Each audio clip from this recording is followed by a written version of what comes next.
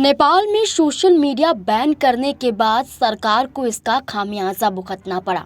युवाओं के जोरदार प्रदर्शन के बाद न सिर्फ फैसला वापस लिया गया बल्कि सरकार ही धराशायी हो गई। नेपाल में इसका असर तो देखने को मिला, लेकिन इसका असर नेपाल से सटे कई देशों पर भी पड़ा।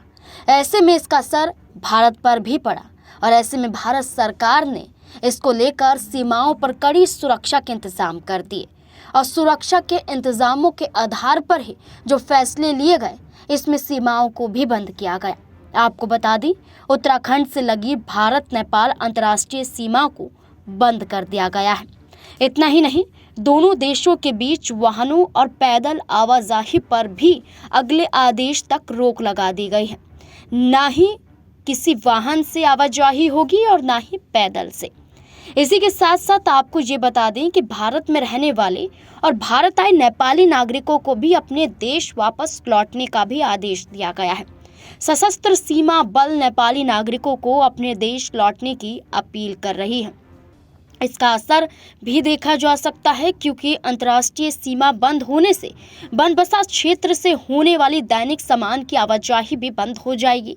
यहाँ खास तौर पर तेल, साबुन, दाल, चावल, नमक आदि का आदान प्रदान होता रहता था।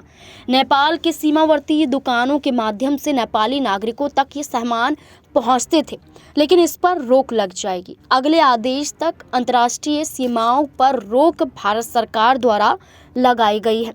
इतना ही नहीं, आपको ये भी बता दें कि इसके साथ साथ नेपाल भारत मैत्री बस सेवा को भी रोक दिया गया है। नेपाल में जारी हिंसा का असर भारत में जो दिखा, इसमें सिर्फ बॉर्डर ही सील नहीं किए गए हैं, बल्कि साथ ही भारत से नेपाल के लिए चलने वाली मैत्री बस सेवा को भी बंद कर दिया गया है।